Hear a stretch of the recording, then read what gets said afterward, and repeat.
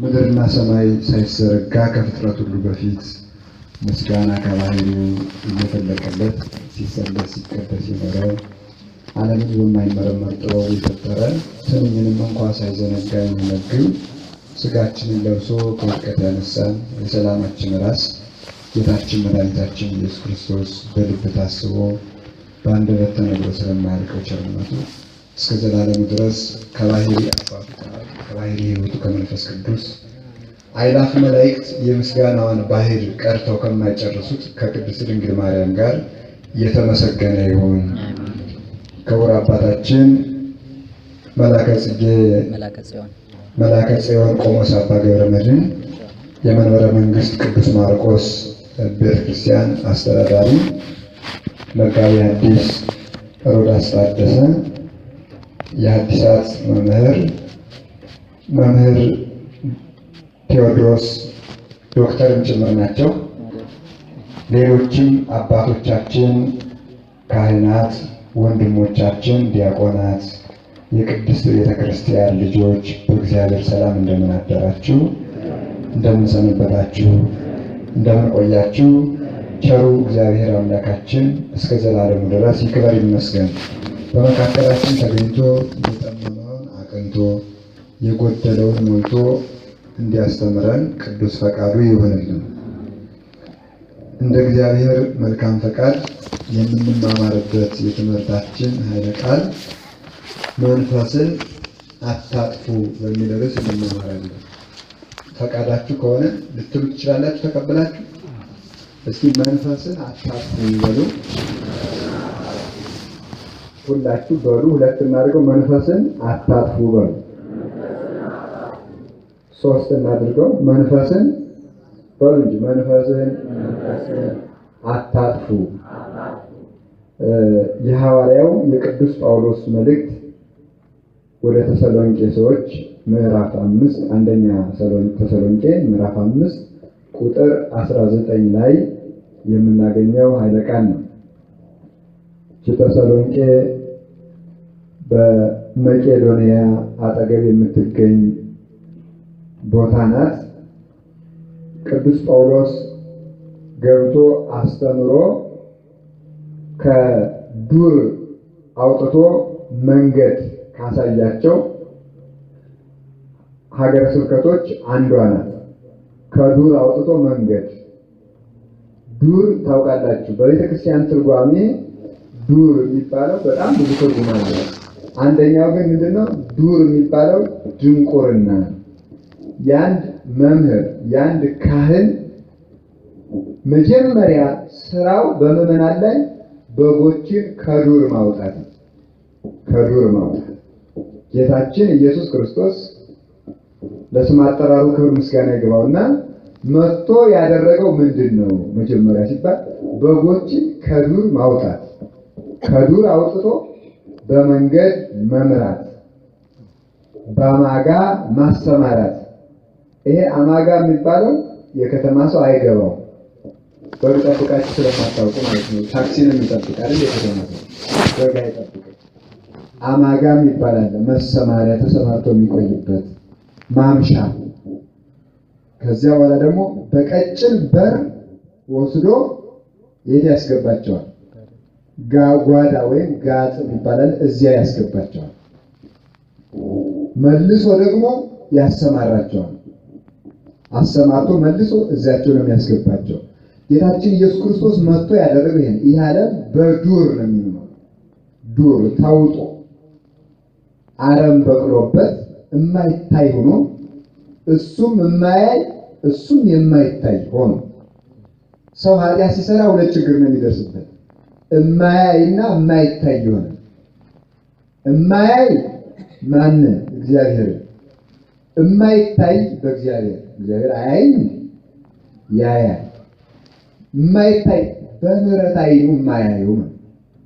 እንዲያ ይሆናል። ገጸ ምህረቱን ይመልስበታል። አሁን ዓለሙ አያይም፣ እያያችሁ ነው አይደል? ግን አናይም። ዓለም ሰለጠነ። ከዚያ ምን አየ ሲባል ባክቴሪያ አየ። በማይክሮስኮፕ ባክቴሪያ አየ። ቅዱሳን ሰልጥነው ማንን አዩ? እግዚአብሔርን አዩ። ዓለም የሚኮራበት ስልጣኔ ባክቴሪያን በማየቱ ይሄ ይኮራበታል። የመጨረሻው አይን የሚባለው እግዚአብሔርን ማየት። ሀገር ማየት አለ። በጣም ብዙ ሰው አይኖቻችሁ ምን በማየት እንዳረጁ እዚያው የሸመገላችሁ ትኖራላችሁ። እስኪ አይኖቻችን ጨምደድ ያሉ ማለት ምን እያዩ ነው ግን እንደዚህ ሆኑት? አሁን አንዳንዱ ቴሌቪዥን መስኮት እያየ የተጨማደደ አይናል ዝም ብሎ እዚያ ላይ አፍጥጦ፣ ያሁኑ ደግሞ ፌስቡክ አፍጥጦ ሊጨማደድ ነው አይኑ። እግዚአብሔርን እያየ በምድርም እያዩት የኖሩ በመጨረሻው ሂደት የጽድቅ ሁሉ የበላይ እግዚአብሔርን አይቶ ከእግዚአብሔር ጋር መኖር ይሄ ነው። እና ጫካ እግዚአብሔርን እንዳይ ጫካ ውስጥ ያለ ሰው ድቅድቅ ባለ ጫካ ውስጥ የሚኖር ሰው ፀሐይ አትታየው፣ ጥላውን እያደነቀ ይኖራል። ጥላውን እያደነቀ ፀሐይ እኮ ደስ ስትል ፀሐይ ደግሞ ዝም ብላ ጥላ ነው ጥሩ ይላል። ለምን? ሞቋት ስለማያውቅ እሱ ያለው ጥላ ውስጥ ስለኖረ። በድንቁርና የሚኖር ሰው ቀለል ያሉ ነገሮችን ያደንቃል። አሁን ሰው የሚያደንቀው ምንድን ነው? የሚበላ ነገር እዚያ እንትና ሆቴል ያለ ምግብ ይላል። ጥላ ውስጥ ነው የሚኖረው። እሱ እኮ የሚደነቅ አይደለም። ኳስ ያደንቃል። ኳሳው ምንድን ነው? ዝም ብሎ ከብለል የሚነቀር ያደንቃል። የሚያደንቀው ሰው ሲቀልድ ቀላል ነገሮችን ያደንቃል። ሲቀልድ ሰው እየቀለለ ሲመጣ ጫካ ውስጥ ሲሆን ዘላ ፀሐይ እኮ ደስ ስትል ብርሃኗ ሙቀቷ ስትል ምንድን ነው ደግሞ ፀሐይ ጥላ ነው።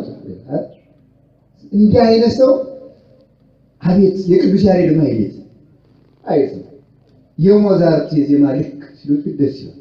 ዜማ ልክ የለውም ተሳስቼ የሞዛርት የሚያደንቅ አሁን የሚገርመው እኔ በሚዲያ በሚባለው በአማርኛ ብናገር መገናኛ ነው ምንድን ነው በአማርኛ ተረኩ አይደል? ሳይጠፋ መዋስ መበደር የለብንም እና እዚያው በዚያ ሲነገር እኔ አንድ ጊዜ ሰምቻለሁ። ሙዚቃ ሰውን ሳይሆን እጽዋትን ጭምር ይገዛል ይላል።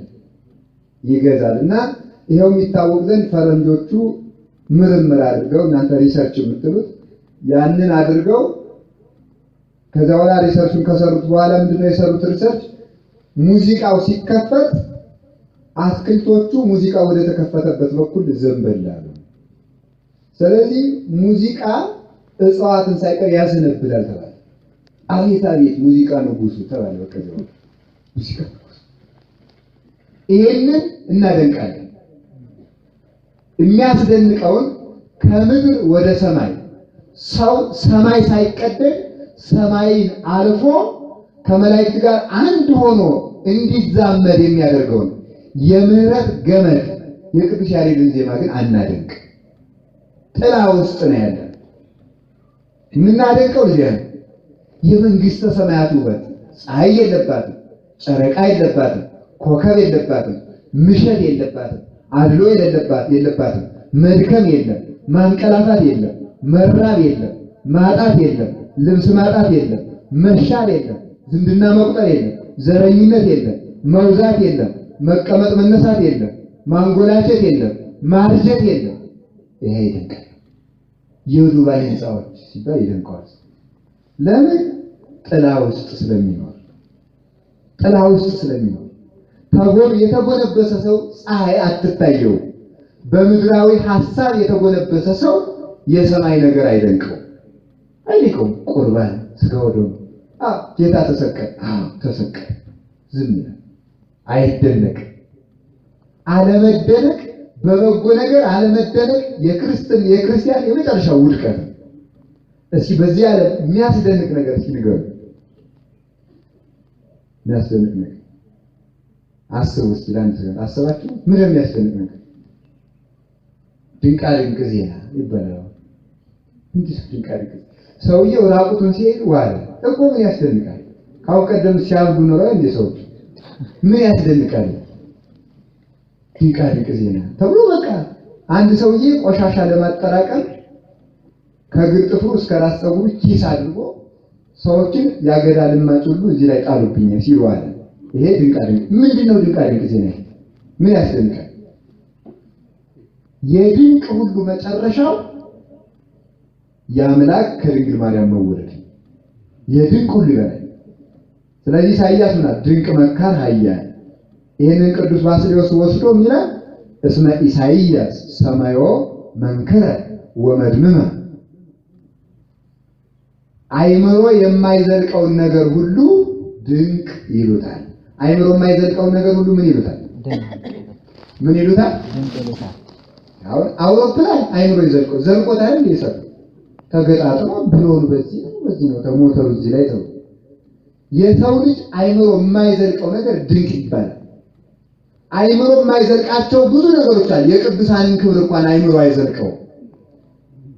የመጨረሻው ግን ደግሞ አንደኛው ከማይዘለቁት ወዲያ የማይዘለቅ የሆነው እመቤታችን አምላክን የመውለዷ ነገር ነው። በእሷ ድንቅ ነው። ሰው በዚህ መደነቅ ሲጀምር ተራ ነገሮችን ማድነቁን ይተዋል። በመከራም አይደነቅም፣ በምቾትም አይደነቅም። የሚደንቀው የእግዚአብሔር ስራ ብቻ ነው፣ የቅዱሳን ስራ። በዚህ እየተደነቀ ይኖራል ማለት ነው። እና ከጫካ ከዱር መውጣት ይገባል። ብዙ ሰው ሀብቱ ዱር ሆኖበታል። አፍኖ ይዟቸው አልጋቸው ዱር ሆኖባቸው፣ ብርድ ልብስባቸው ዱር ሆኖባቸው በነገራችን ላይ ገንዘብ በጣም ክፉ ዱር ነው፣ አላስወጣቸዋል። ድህነት ደግሞ አንዳንድ ጊዜ ጥሩ ነው፣ አይሁን ጊዜም ጥሩ ነው። ጥሩነቱ ምንድን ነው መሰላችሁ? እንዳንጠግብ እግዚአብሔር ትዝ እንዲለን ያደርጋል። በእውነት ይህ ገንዘብ ያስራል፣ ለማያውቁበት ሰው ማለት ነው። ክፉ በሽታ ነው። አስሮ ባይመቸው ኑሮ አቤት አቤት አቤት ይል የነበረው ሲመቸው ጊዜ ግን ከቀኑ 4 ሰዓት ሊደርሰን ዱር ሆኖ አንቆ ይዘን እግዚአብሔር እንዳናይ፣ ድሆችን እንዳናያቸው፣ ጽድቅን እንዳንመለከት፣ እውነትን ትክ ብለን ማየት እንዳንችል ያደርጋል። ክፉ ዱር ሰውየው ብሎ የለ የድሃ እንቅልፉ ጤና ነው ይላል መጽሐፍ። የድሃ እንቅልፉ ምንድን ነው? ጤና ነው ወንድ። የድሃ እንቅልፉ ምንድን ነው? ጤና ነው። እና ይህን ሲተረጉሙ አባቶቻችን የድሃ እንቅልፉ ጤና ነው። እና አንድ ሰውዬ ተቀጥሮ ሰው ቤት አለ። ከሰው ቤት ገብቶ ዳረጎት ይባላል። ይሄ ለከተማ ሰው ለማስረዳት ብዙ ነገር ይቸገረኛል። ታውቃላችሁ ዳረጎት? እናንተ ጉርሻ ብላችሁት እንደሆነ አላውቅም። ለውጣችሁ ዳረጎት ነው የሚባለው። እና እሱ ዳረጎት መክሰስ ታውቃላችሁ? ታውቃላችሁ አይደል? ማንን ነው የምትከሱት? መክሰስ አይባልም፣ መቆያ ነው የሚባለው። ምንድን ነው የሚባለው? መቆያ ነው የሚባለው። እና ዳረጎት ነው። ስማቸውን አናውቅም እኛ። ደስ የሚለን የውጭ ቋንቋ መጓዝ ነው። የራሳችን አናውቃቸው። ብዙ ስማቸውን የማናውቃቸው ጉዳዮች አሉ። አሳስተን የያዝናቸው ማለት ነው። እሺ። እና ዳረጎት የሰውየውን ዳረጎት እየሰጣ በቃ ትርፍራፊ እየበላ የሚተኛ ተቀጥሮ የሚያድር ድሮ በድሮ አባባል በወረድ ባለ ቋንቋ ሎሌ ገረድ የሚባለው አሁን ሰራተኛ የምንለው እሱ ተበልቶ እንዲያው ዝም ብሎ በግድ ተነስ ተብሎ ነው የሚነሳው። ተኝቶ ሌሊቱ ሙሉ ሰውየው ግጥም አድርጎ በልቶ እንቅልፍ ወስዶ ምን አይነት ስቃይ ነው ብሎ አንድ ቀን እንዴት ነው ይሄ ልጅ የኔን ቆራሳ እንጀራ በልቶ እንቅልፍ እንደፈለገ ይተኛል። ይሄ ደግሞ ተመቸል። ደግሞ የሚተኛው ሰሌን ቆራጣ አጎዛ ታውቃላችሁ? አጎዛ እዚያ ላይ ነው የሚተኛው። እዚያ ላይ እንዴት ነው ይሄ ነገር ብሎ ሰውየው ሲያጠና ምን ተደረገ መሰላችሁ?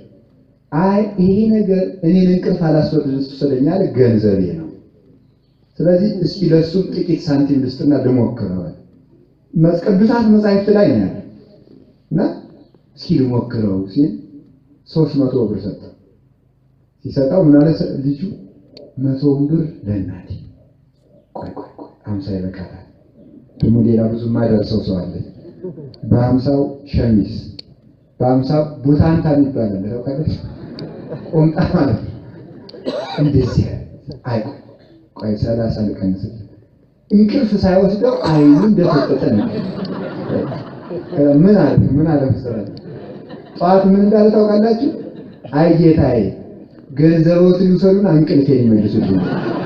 እውነት እኮ ነው። የዳን እንቅልፉ ምንድን ነው አልኳችሁ? ጤና ነው እንጂ ጤና አይደለም። ጤና ለሚያውቅበት ይውላችሁ የመጽደቂያ መንገዶች አሉ። ማለት ሀብታም ሀብቱን ሳይሳሳ ከሰጠ፣ ደሃ በድህነቱ፣ የታመመ ሰው በበሽታው ካላማረረ መንግስተ ሰማያት ይገቡበት። ደሃ ሆኖ ማመስገን አንድ ጽድቅ ነው። ታሞ ማመስገን አንድ ጽድቅ ነው። አሁን ሰይጣን ብዙ ጊዜ ይዋጋናል። ታመን ህመሙን የሰጠኝ ጌታ ተመስገን ብለን ስጋችን በህመም ቢጎዳ እንኳን በነፍሳችን እንዳንጠቀም ተመስገን እንዳንል ምን አርጌ ነው የሰጠኝ ያስብላል። በዚህም እንኳን ማመስገን ሀብት ነው። እንግዲህ እና ይሄ ሀብት ዱር ይሆናል።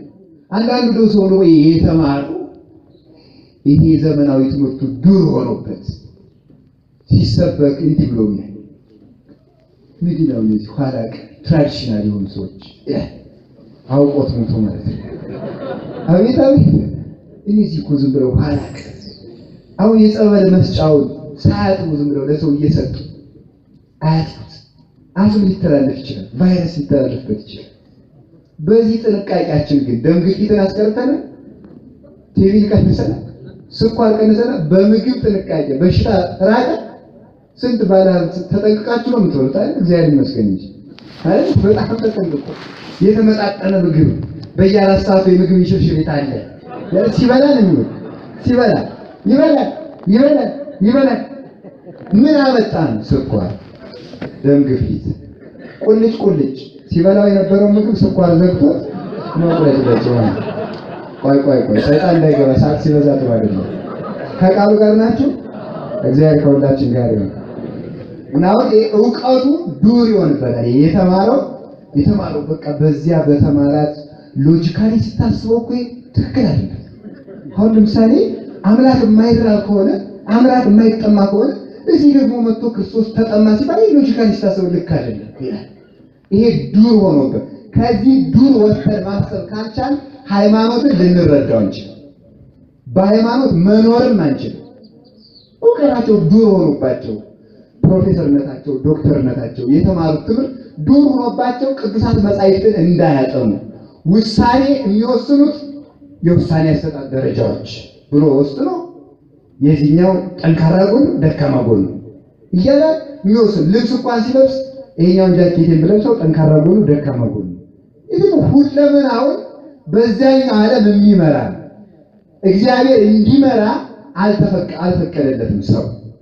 ይሄ ነው ዱር የሆነበት ዓለሙ። በቃ ስልጣኔ የሚባለው ነገር አጠፋ። ሰው እንደ እግዚአብሔር ፈቃድ መሆን ሲገባው እግዚአብሔር እንደ ሰው ፈቃድ እንዲኖር ይፈልጋል። እግዚአብሔር እንደ ሰው ፈቃድ ሳለኛም ማረፍ አለበት አይደል?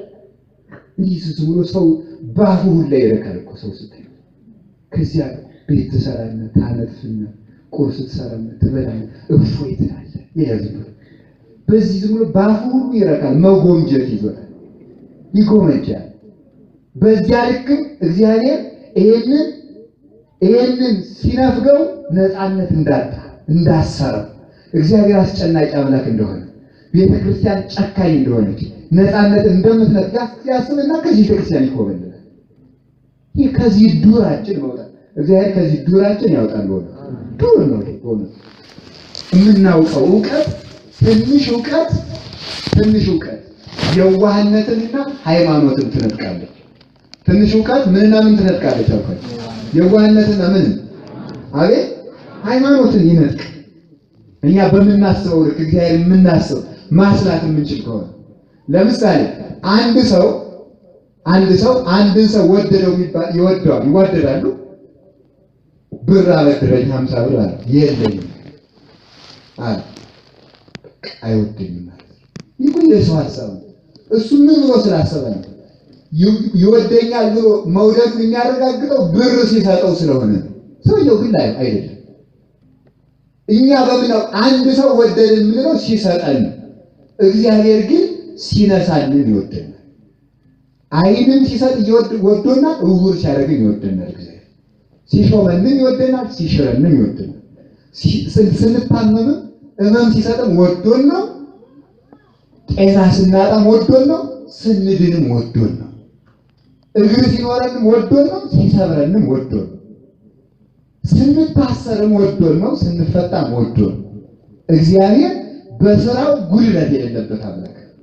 ይሄን ማመን ይገባል። እግዚአብሔር በእኛ ዕውቀት ልክ መለካት አይገባም። ይሄ ነው ዱር የሚባለው። እንግዲህ ብዙ ዱር አለ። የግል ጥቅሙ ዱር የሆነበት፣ ምቾቱ ዱር የሆነበት፣ እንቅልፉ ዱር የሆነበት ማለት ኪዳን እንዳይመጣ ቆይ ጥቂት እያለ ያስተኛል። ከዛ ደግሞ ሲረፍት ሰው ሲመለስ አንተ ቤተክርስቲያን አታፍርም ይላል፣ ያስብለዋል። ይቀራል እዚያ እንቅልፉ ዱር ይሆናል፣ ገንዘብ ዱር ይሆናል። አንዳንድ ጊዜ ደግሞ ካላወቁበት ትዳርም ዱር ይሆናል። ፊት እንደሆነ የቀደም የሚሉ ሰዎች ሲያገቡ ጭልጥ ብለው ይጠፋሉ ካላወቁበት። ለነገሩ ካላወቁበት ክርስቶስም ያስኮንናል። ታውቃላችሁ ጌታ ለውድቀትም ለትንሣኤም የተወለደ ጌታ ነው። የማያውቅ ይወድቅበታል፣ የሚያምነው ይነሳበታል። ይሄ ነው ማንኛውም ነገር መውደቂያ መነሻ የሚያደርጉ ሰው ራሱ በሚያምነው እውነት ነው።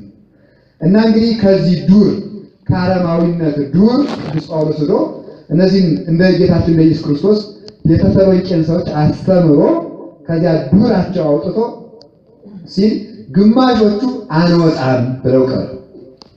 ሁልጊዜ አማኝ አይገኝም። እዚህም ውስጥ ራሱ አሁን ከሚሰማው ውስጥ ሁሉም ሰው በትክክል ተሰባኪ አይሆንም። ግማሹ ሰው እየመረጠ ነው የሚሰማ።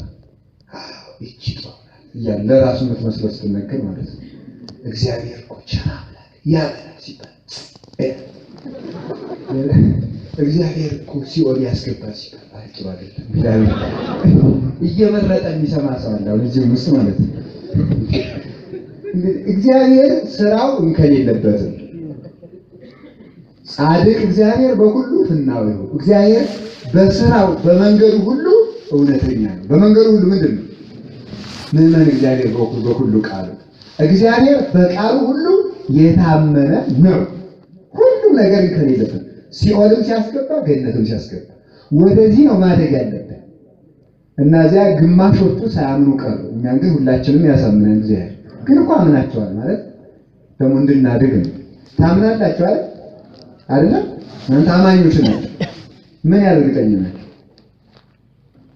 እናንተ አሁን ማመናችሁ ምንድን ነው ማስረጃ? ያው እናንተ አይደለም መድኃኒዓለምና መናፍቅ ናችሁ ብላችሁ ምንድን ነው የምታስረዱ?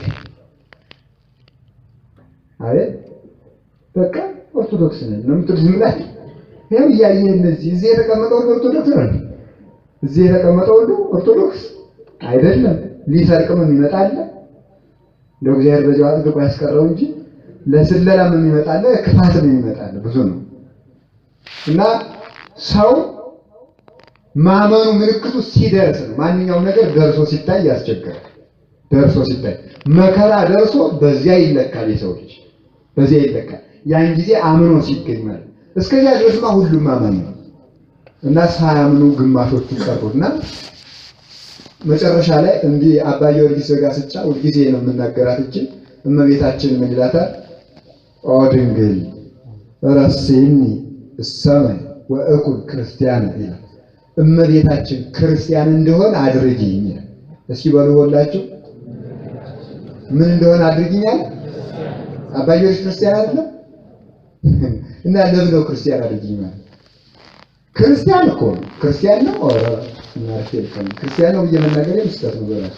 ምክንያቱም ገድላትን ሁሉ ፈጽሞ ሰግዶ አልጠግብ ሲል 80 አሃዱ የትርጓሜ መጻሕፍትን በአቅማዳ ከቶ ተሸክሞ ማረኝ ጌታ እያለ ቤተክርስቲያንን ሲዞር የሚያድርበት ለገድሉ ወሰን የሌለው አባት ሲያልፍ እንኳን እመቤታችን ከሰማይ ወርዳ የገነዘችው አባት እሱ ክርስቲያን አድርጊኛል። እኛ ምን ልልን ነው? ክርስቲያን አድርጊ በክርስቲያን መንገድ ለመሄድ አርቂ ማለት ነው። ለኛ ነው የተነገረው። ክርስቲያን ሆኖ ክርስቲያን የሚሆን ስለዚህ ለዚያ ነው እናንተ ታምናላችሁ ኦርቶዶክስ ናችሁ ያልኳችሁ ማለት ነው እንጂ ጠፍቶኝ አይደለም። ግማሾቹ ቀሩና ሳያምኑ የቀሩት ቅዱስ ጳውሎስን አሳደው ወደ ቤሪያ የምትባል ቦታ ሰደዱት። ግን እግዚአብሔር ደግሞ ቸር አምላክ ነው። ሰው በጎ ነገርን ለጥፋት ይጠቀምበታል፣ እግዚአብሔር ግን ክፉ ነገርን ለመልካም ይጠቀምበታል። የሚገርመው እግዚአብሔር ሁልጊዜ መጥፊያችን ለሕይወት ያደርጋል። የእነዚያ የተሰሎንቄ ሰዎች ቅዱስ ጳውሎስን ለጥፋት ሲያሰድዱት እግዚአብሔር ግን እነዚያኞቹ ሰዎች እንዲያምኑ ስብከቱን አሰፋለ። ሁልጊዜ እግዚአብሔር ጥፋታችን ለሕይወት ያደርጋል። አንድ የሚገርም ታሪክ አለ ሁላችንም እናውቀው፣ ሁላችን አናውቀው እና ቅድስት ማርያም ግብፃዊት እንደ ወንድ ባገኝ ብላ ወደ ኢየሩሳሌም ሄደች። ብዙ የክብረ በዓል ቀን ሰው የጌታን የመስቀል በዓል ያከብር ሲል እሷ ወንዶችን ባገኝ በዝሙት ነው የምትኖረው ከክርስቲያን ቤተሰብ ወጣ ልታገኝ ሄደችና እዚያው እንደሄደች ውጭ ላይ ከቤተ ክርስቲያኑ አጥር ግቢ ውስጥ ሁሉ ሲገባ እሷን ግን የሚገፋት ነገር አለ። ግን አታየም ሲገፋት ሲገፋት ስታለቅስ ከመቤታችን እንድትገባ ተፈቀደላት። በዚያው አለቀሰች። በዚያው አልቅሳ ንስሐ ገባችና በረሃውን ሄደች። በረሃ ሄዳ አንበሳ መቃብር ቆፍሮ እስክትቀበርና ስትጸልይ ካየራት ከአንድ ክንድ በላይ ከፍ ብላ ከዚህ ከመሬት ላይ እንድትጸልይ እስክትበቃ ድረስ ጸለየች። ወንድ ፍለጋ ሄዳ በዚያው ሰውን በቃል ኪዳኗ የምታድን እናት ሆነች ማለት ነው። ለክፋት መጥቶ እግዚአብሔር ለበጎ ይጠራልና እዚህ ከተማ አንዳንድ ጊዜ ጫማ ሊሰርቅ ሄዶ በዚያው ንስሐ ገብቶ የሚቀር ይኖራል ማለት ነው። እና ሁላችንም አመጣጣችን እንኳን ለክፋት ቢሆን እግዚአብሔር ለመልካም እንዲሆን ይፍቀድልን እና ወደ በዚያም ደግሞ ተከተለው ደግሞ እዚያም አሳደዱት። መጨረሻ ላይ ቅዱስ ጳውሎስ ደግሞ ወደ አቴና ሄደ። በዚያ ሄዶ ሳለ ደቀ መዝሙሩን ላከና ሲጠይቅ እንዴት ናቸው መጠያየቅ ይገባል። ምዕመናን አባቶቻችን እንዴት ናቸው ማለት ይገባል። እኛ ደግሞ ምዕመናን እንዴት ናቸው፣ አባቶች ደግሞ ምዕመናን እንዴት ናቸው ማለት ይገባልና ሲጠይቅ እነዚያ ደግሞ ያላመኑት የተሰሎንቄ ክርስቲያኖችን ሳያምኑ የቀሩት እየደበደቡ ማጥፋት ጀመሩ፣ መግደል። ሲገሉ ተስፋ ቆረጡ። ክርስትና ማለት መሞት ከሆነ ምን ያደርግልናል ማለት ጀመሩ። ይሄ ወደዚህ ነው ቅድም ዱር ያልኳችሁ ይሄ ነው። እኛ በምናስባት ጥያቄ ልክ እግዚአብሔርን መለካት። ከሞት ካላዳነ እግዚአብሔር የት ላይ ነው ማለት ነው። እንዴት ነው እንግዲህ ተስፋ ቆርጦ ትንሣኤ ሙታንም የለም ማለት ደግሞ በዚያው ምን አልማለት ጀመሩ። ወንዶቹ ሙተው ሲያልቁ ሴቶቹ ሲያለቅሱ የወንድሜ ሚስት ብቻዋን እንዳትቀር እያሉ ማግባት ጀመሩ። ይሄ ምን ይባላል? በጽድቅ እያመካኙ ኃጢአት መስራት ይባላል። በጽድቅ እያመካኙ ኃጢአት መስራት ሰር ለነዚህ ነው ቅዱስ ጳውሎስ መልእክትን ይላከላቸው። አንደኛ ክርስቲያን ቢሞት ይነሳል።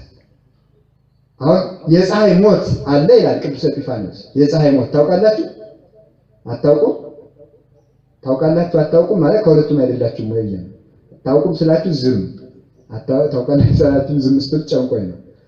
እሺ የፀሐይ መወለዷ ትወለዳለች፣ የሰው መወለድ ነው ይላል ቅዱስ ኤጲፋንዮስ። መግባቷ የሰው ሞት ነው። ገብታ አትቀርም፣ መልሳ ትወጣለች። ሰው ሞቶ አይቀርም፣ ይነሳል። የዚህ ማለት አንተ የዋህ ይላል ቅዱስ ኤጲፋንዮስ፣ ጥፍርህን እንኳን ቆርጠኸው ዙሮ ሲያበቅል አታየውም ምን ይላል። ጥፍርህን እንኳን ቆርጠኸው ጸጉርን ላጭተው ዙሮ ሲበቅል አታየውም ምን ይላል። ክርስቲያን ያንን ነው ማለት በዚህ ዓለም መነሳት ያቃተው ሰው በድህነት ወድቆ በበሽታ ወድቆ በምን ብዙ ነገር ወድቆ መነሳት ያቃተውን ሰው ጌታ ምንድን ነው ያለው? በዚህ እንኳን እየተጣል ተስፋችን ያኛውን ትንሣኤ ነው።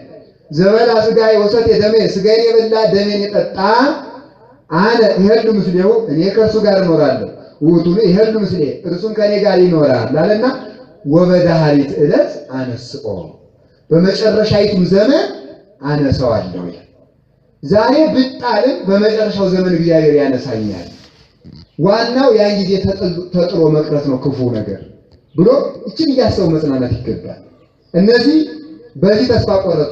ሁለተኛ ደግሞ ወንድሜ ከሞተ ሚስቱን ሊያዝለት እያሉ ጽድቅ መስራት። አሁን በጣም ዓለሙ የተያዘበት በጽድቅ እያመካኙ ምን መስራት ነው? ኃጢአት። በመዝሙር እያመካኙ መዝፈን፣ መደንቀር። የዳንኪራ ፍላጎት ትኩሳታቸውን መዝሙር ላይ የሚወጡ ሰዎች አሉ። መዝሙር ሲዘመር የሚሉ ማለት ናቸው። በጽድቅ እያመካኙ ኃጢአት መስራት ነው። እንዲህ ያለ ነገር የለም። ትርጉም አለው ሁሉ ነገር በስርዓት ነው። ከበሮ ሲመታ እንደዚህ እየተወዛወዘ ሲመታ ከሐና ወደ ቀያፋ ሲያመላልሱት አደሩ ነው። ከሐና አይደለም ከሐና ነው። ከሐና ወደ ቀያፋ ሲያመላልሱት አደሩ ጌታ። ወረቡ ቀስ ተብሎ ማመላለሱ ይጀመራል። ሽብሻቦው እየፈጠነ ቁጥር የሌለው ይሆናል። መከራውን በመጠን ጀመሩት፣ መጠን የሌለው መከራ ደረሱበት። መዝለልም አይገባም። በጽድቅ እያመካኙ ምን መስራት ነው? አቤት ኃጢአት መስራት ነው። ሁሉንም አሁን ዛሬ የምናምን ቸርች የሚባለውን ቻናሉ ቢታይ በመዝሙር እያመካኙ መዝለል ሆነ፣ መደነስ ሆነ፣ መወራጨት። አገር አይቀር ምድር ጠበበች።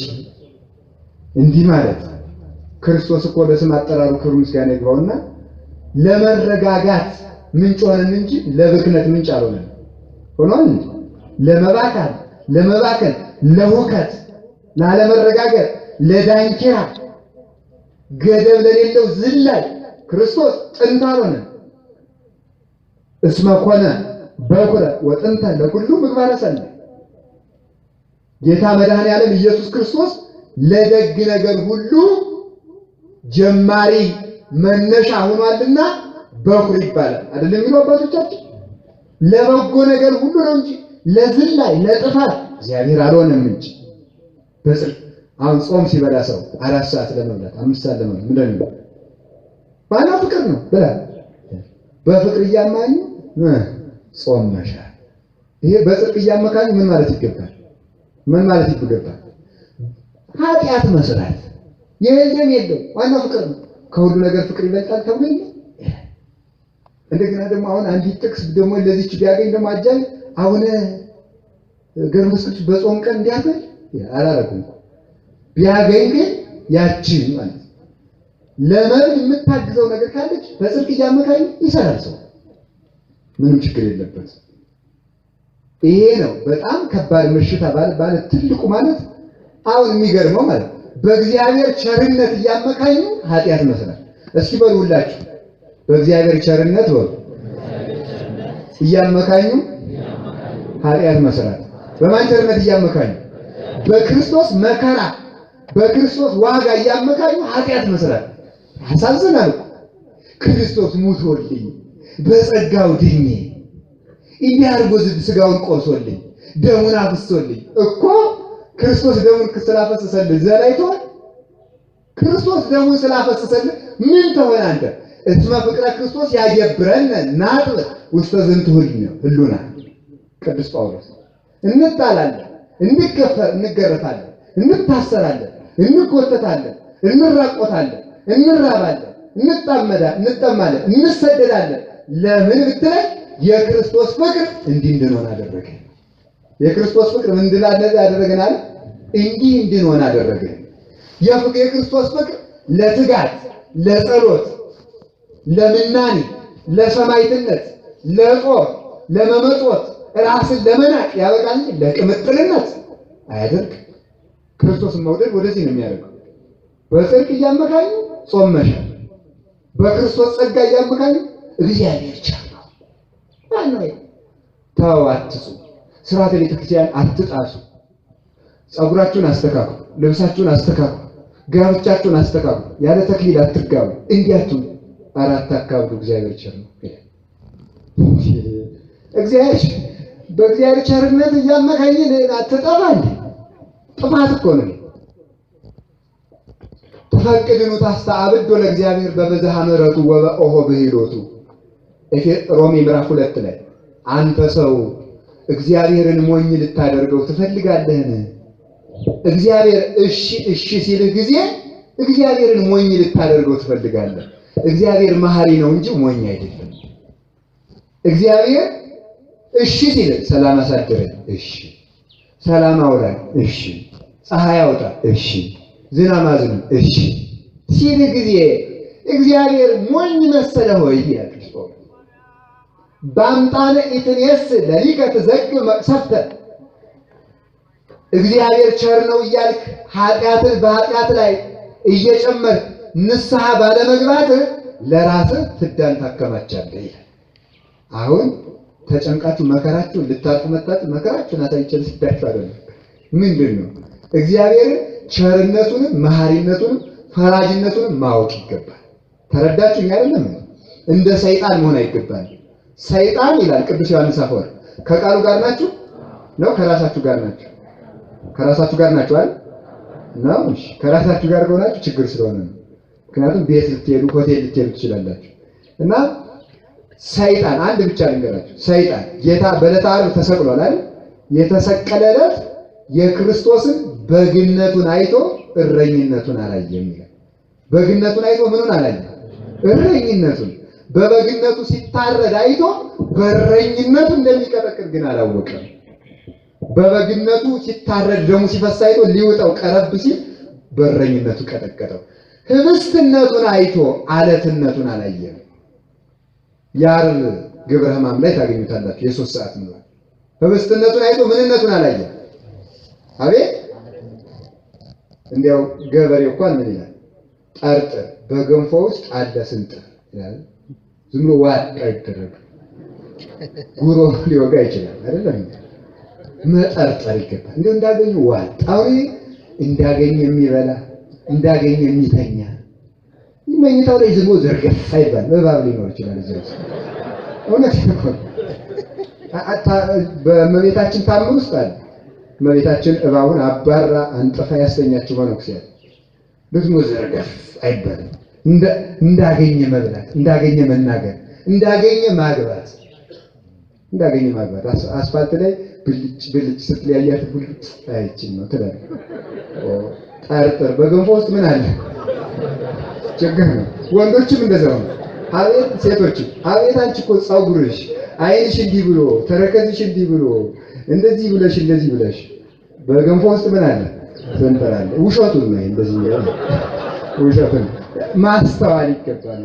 ማስተዋል እንደ ዋት ሰይጣን ራሱ ብሎ አልኩባ ወይኔ ሳልጠረጥር ብሎ ሳልጠረጥር ተዋረድኩ። መግድሞ ይላል አሙነ ዮሳሳዶስ ነው። ወይኔ ሳልጠረጥር ተዋረድኩ። ክርስቶስ ህብስት ሆኖ ለዓለም ሲፈተት ሲያየው በመስቀል መሶብነት በመስቀል ማዕድነት ሲፈተት አለትነቱን አላየም። ሊውጥ ቀረብ አለ። ወጸምጸሞ አስናኒሁ ጥርሱን አነካክቶ ጣለ። ያደረገ እኛ የእግዚአብሔርን ቸርነቱን ብቻ ሳይሆን ምኑን ማሰብ አለብን? የተወደዳችሁ ክርስቲያን ምን ማሰብ አለብን? ፈራጅነቱን ማሰብ አለብን። ፈራጅነቱን መዘንጋት የለብን። ይሄን ነው በጽድቅ እያመካኙ ምን መስራት ነው ያልኳችሁ? አቤት ኃጢአት መስራት በጣም ከባድ በሽታ ነው። ብዙ አይነት አለ፣ ብዙ አይነት አለ። በተክሊል እያመካኘ ኃጢአትም ይሰራል። በተክሊል እያመካኘ በቤተ ክርስቲያን ስራ ኮሚቴነት እያመካኘ የሚሰርቅ ይኖራል። የሚሰርቅ በጽድቅ እያመካኘ የሚሰርቅ በጣም ብዙ በብዙ አይነት መንገድ የሚሰርቅ እንዲያው በቃ በዚህ ዓለም በሙሉ በጽድቅ እያመካኘ። እኔ ደግሞ የሚገርመኝ አንድ ነገር አለ። እንዴት ነው ለምሳሌ እንተው እንጂ እንደዚህ ያታደርግ እኮ ነው እኮ ስርዓተ ክርስቲያን ተባክ ዋናው ልብ ነው። እና ልብን ንጹህ ለማድረግ የግድ ጅል መሆን አለበት።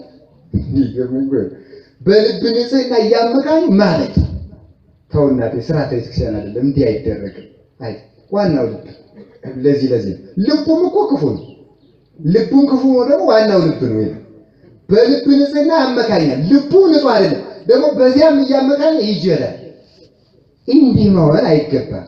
ለነዚህ ነው መንፈሳችሁን አታጥፉ ብሎ የላከላቸው። እንግዲህ ወደ ትምህርቱ እንግባ። እግዚአብሔር ልቡናችን ከፍቶ ያስተምራል። ትንሽ ደቂቃ ነው የምቆየው በእርግጥ ምክንያቱም አጭር ነገር ነው የምትወዱት። ምክንያቱም ለአጭር ጊዜ ነው መማር ያለብን አይደለ? አሁን በዚህ ዘመን እንደምታውቁት ሰው የሚጸልይም ለአጭር ጊዜ ነው፣ የሚተኛ ለረጅም ጊዜ ነው፣ የሚበላ ለረጅም ጊዜ ነው፣ የሚጾም ለአጭር ጊዜ ነው፣ የሚለብስም አጭር ቀሚስ ነው አይደል? እድሜውም አጭር ነው። በቃ አጭር ነው የሚወደው። በቃ ትምህርቱን ላሳጥረው እና አሳጥረዋለሁ። እግዚአብሔር ግን እድሜያችን አያሳጥርብን። አሜን በሉ እንጂ። እና ምንድነው መሰላችሁ መንፈስን ምን ማትበሉ ነው የትምህርታችን ርዕስ። አቤት ተቆጥታችሁ ነው። መንፈስን አታጥፉ። መንፈስ ምንድነው? እቺ ተነጋግረን ነው የምንጨርሰው። መንፈስ ምንድነው? መንፈስ ማለት ረቂቅ፣ የማይጨበጥ፣ ጥልቅ፣ ምጡቅ ማለት ነው። ለጥልቀቱም ልክ የለውም፣ ለምጥቀቱም ልክ የለውም፣ ለርቀቱም የማይጨበጥ፣ የማይታይ፣ የማይዳሰስ ሁሉ ረቂቅ እሱ መንፈስ ይባላል። መንፈስ ይባላል። መንፈስ የሚባል በጣም ብዙ ነገር ነው ያለው። የመጀመሪያው መንፈስ ከሚባለው ነፋስ ራሱ መንፈስ ይባላል። ነፋስ አሁን ብዙ ሰዎች አሉ። እኔ አሁን የምናገራችሁ ጌታ ምስክሬ በመንፈስ ሆኜ ነው። በጫፍቶ ታጋለች በመንፈስ ሆኜ ምንድነው መንፈስ? በነፋስ ማለት ነው። በነፋስ እየተወዲያ ያውለበለበኝ ነፋስ ቅዱስ ጳውሎስ ብሏል። ሁለተኛ ጢሞቴዎስ ምዕራፍ 1 ቁጥር 7 ላይ እግዚአብሔር ራስን የመግዛት መንፈስ እንጂ የሁከት የፍርሃት መንፈስ አልሰጠንም። ራስን ምን የማለት መንፈስ? የመረጋጋት መንፈስ። በመንፈስ ሆኜ ቢላል ዛሬ ብዙ ሰው በመንፈስ የሚል ሰው በዝቷል። ምንድነው መንፈስ? አንደኛ ነፋስ ራሱ ምን ይባላል? አቤት ምን ይባላል? መንፈስ ይባላል። ለምን? ረቂቅ ስለሆነ። ነፋስ ደግሞ 12 አይነት ነፋሳት አሉ። ስንት ነፋሳት አሉ? 12 አይነት ነፋሳት አሉ። 4 የምህረት አሉ፣ 8 የመዓት አሉ። የምኑ በዛ? የመዓቱ በዛ። እግዚአብሔር ምሕረቱን ያብዛል። የመዓቱ ብዙ ነው። 12 አሉ። 4ቱ የምህረት፣ 8ቱ የመዓት ናቸው። 4ቱ ሲነፍሱ ዝናብ ይመጣል። ዝናብ ይመጣል። ዝናብ የሚመጣው እንዴት ብሎ ነው? ዝናቡ ይሄዳል። ዝናቡ ሄደና የት ነው ሄደ? እግዚአብሔር ምንድነው? ያርግ ደመናተ እማጽናፈ ምድር። እግዚአብሔር ዝናብን ከየት ያመጣል? ከምድር ዳርቻ። ከምድር ዳርቻ መዝሙር 134 ላይ አለላችሁ። ከምድር ዳርቻ የተባለው ውቅያኖስ ነው። ነፋስ ይላካል። መገብተ ነፋሳት የሚባላሉ። ነፋስን የሚመሩት መላእክት አሉ። አትጨነቁ። አሁን ዓለም ልትጠፋ ነው። ኢራቅ የኔ ያልቶ ኒውክሊየር ኪሎሜትር ስኩዌር ኪሎሜትር የሚወነጨፍ ሚሳይል ሰራች። ቻይና ምን ሰራች? እንትና ደግሞ ምን ያገባሃል? ለነፋሱም ጥበቃ ያለው እንኳን ለሰው ለነፋስ መላክ አለ። ለነፋሱ አለ፣ ለደመና፣ ለፀሐይ አለ፣ ለጨረቃ፣ ለወንዝ አለ፣ ላይጡ ለጉርጡ ጠባቂ መላክ አለ። ሰው ጭራሽ ባሪያ ሥላሴ የተፈጠረ ጌታ ስጋውን አርዶ የሰጠው ሰውን ቢወደው በግ ሊያርድለት ይችላል። ክርስቶስ ደግሞ ስጋውን ደሙን አርዶ ነው የሰጠው። ስጋውን የሰጠን ጌታ እኛን መጠበቅ ሊተው እንዴት ሊሆን ይችላል? እዚያ ያ ነፋስ ከመሳከው ይወጣሉ። መሳከው አላቸው ራሳቸውን ይቻሉ። ይሄዱና መገብተ ነፋሳት መላእክት ይወስዳሉ። መገብተ ደመናት ደመናውን ይወስዳሉ። ከዚያ በኋላ መገብተ ማያት የሚባላሉ ውሃውን የሚጠብቁት አለ። ውሃው እንዳይበላሽ አድርገው ከነማዛው እንዲቆይ የሚያደርጉ ሰው ግን ቢፈጠው ኑሮ ውሃ እየተበላሸ ሁላችን ተበላሽተን ማለቃችን ነበር አይደለም? ሃይላንድ ውሃ ለምንድን ነው የሚታሸገው? አሁን እዚህ ሲጠጧት አልነበረ እና እሷ ለምን ነው የምትታሸገው? ዝም ብለው ቢሸጡት ምን አለ? ባየሩ ባክቴሪያ ይገባበታል አትሉም? የምታውቁት ለዚህ ማለት ይቀርላችሁ ምን ባክቴሪያ ይገባበታል፣ ይበላሻል ነው አይደለም እንዴ? ይበላሻል። ሰው እንዲህ ነው። እግዚአብሔር ግን በግልጽ አያሽግም፣ ምንም አላለም። እንደተገለጸ በመገብተ ነፋሳት በመገብተ ማያት ይጠብቃቸዋል። ነፋሳትን ሕይወት አድርጎ ይሰጣቸዋል። እና የውሃ ነፍሱ ነፋስ ነው። የውሃ ነፍሱ ማን ነው? ነፋስ ነው። እንዳይበላሽ የሚጠብቅ እና መገብተ ማያት ለመገብተ ደመናት ውሃውን እየቀዱ ከውቅያኖስ ያደርጋሉ። ደመና ውሃ ይሸከም። ይሄውን ደመና ጢስ ነው። ውሃውን በየት ነው የሚቋጠረው? ይደረግ እየተጨመረለት ውሃ እንደ ጋን ውሃ ይጨመርለታል፣ ይሞላል። መገብተ ነፋሳት ተሸክመውት ይሄዳሉ። ነፋስ እስኪ መልኩ እንዴት ያለ ነው የሚነግረኝ? እሸልማለሁ። እውነቴን ነው። እውነቴን ነው። ነፋስ መልክ አለው። አዛኝን ምሬን አታውቁትም ማለት አየር ምንድን ነው? ከረለስ ነው ብላችሁ የተባላችሁ ቀለም የለውም ማለት የለውም አለ። ምንድን ነው? ነፋስ መልኩ ጥቁር ነው። ሄኖክ ነው ነፋስን ያየው፣ አይቶታል። ቅጥነተ ህሊና የሚባል አለ። ምን የሚባል አልኳቸው? አቤት ቅጥነተ ህሊና ወይም ቅጥነተ ልብ የሚባል አለ። ልብ ይቀጥናል፣ ይወፍራል። ቅጥነተ ህሊና የሚባለው አካል እየተገሰጸ በጾም በጸሎት እየተገሰጸ ህሊና ይረቃል። ረቂቅ ነገሮችን ወብነ አይንት ህቡአት ይላል ቅዱስ ዮሐንስ አፈወርቅ ድርሳኑ ላይ። የተሰወሩ አይኖች አሉን ይላል። ምን ያሉ አይኖች አሉን? የተሰወሩ አይኖች አሉን። ይሄኛው አይን ዝም ብሎ ቁልጭ የሚል አይን፣ ያኛው አይን የሚያያቸዋል፣ ይሄኛው አይን የሚያያቸዋል። የዚህኛው አይን መቆሸሽ የውስጣዊ አይኖችን እውር ያደርጋቸዋል። ይሄኛው አይን ዕለት የሚያያቸው ነገሮች የቆሸሹ ከሆኑ የጎሰቆሉ ከሆኑ የውስጣዊ አይን ይጎሰቆላል። ያን ጊዜ እግዚአብሔርን ማየት ያቅተናል ማለት።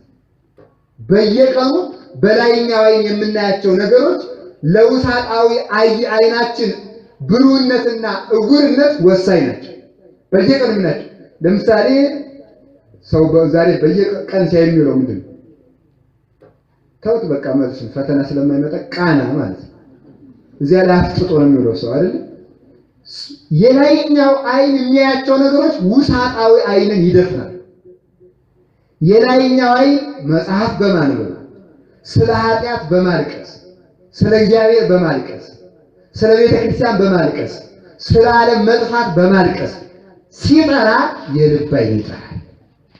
ያን ጊዜ በልብ አይን የማይታየውን ረቂቅ ፍጥረት ማየት ይቻላል። ፍጥረት ብቻ አይደለም፣ ማንን ማየት ይቻላል? እግዚአብሔርን እስከ ማየት ይደረሳል። ቅድም እንደነገርኳችሁ ሄኖክ ነፋስን ትክ ብሎ አይቶታል። የነፋስ መልኩ ጥቁር ነው። ደመና ነጭ ነው ጥቁር ነው? ነጭ ነው አይደል? ነጭ ነው። እዚያ ደግሞ ጥቁር ነው አይደል? ለአዲስ አበባ ሰው አይቸግረውም። በአውሮፕላን ስትሄዱ ስለምታዩት በላይ ነጭ ነው መሰለኝ አይደል? በላይ ነጭ ነው፣ እታች ደግሞ ስታዩት ጥቁር ነው አይደል? ለምን ይመስላችኋል? ደመናውን ውሃ ቀርቶ ተሸክሞ ከውቅያኖስ የሚያመጣው ምንድን ነው ብያቸዋለሁ? ነፋስ ደግሞ መልኩ ምንድን ነው? ስለዚህ እኛ የምናየው ምንድን ነው? ተሸካሚው ስለምናይ ደመና ጥቁር ነው እንላለን እንጂ ደመና ነጭ ነው። እንዲህ አድርጎ እግዚአብሔር ዝናሙን በጊዜው አምጥቶ እናንተ እንደምትሉት በትነት ፀሐይ እጽዋቱን ስትመጣው በደን እንክብካቤ ደን ሲበዛ በዛ በኢቫፖሬሽን አማካይነት ያተኖ ዝናቡ ነው ይመጣል ሳይሆን መጀመሪያ ደንም ሳይኖር እግዚአብሔር ዝናብ አዝንቧል። ደን ሳይሆን ማለት ነው። ደግሞ በፀሐይ በትነት ነው እንዳይባል ከየካቲትና ከመጋቢት የበለጠ ፀሐይ የለም አይደለም እንዴ? እግዚአብሔር ዝናምን የሚያዘንበው በነፋስ ጭኖ ከምድር ዳርቻ አውጥቶ በቸርነቱ ያመጣና ያዘንበዋል። ሲያዘንብ ደግሞ በመጠን ነው። ቸር ስለሆነ አንድ ጊዜ እዥ ካረገው መሬት ተልጣ ትሄዳለች። መጀመሪያ ካፊያ ይሆናል።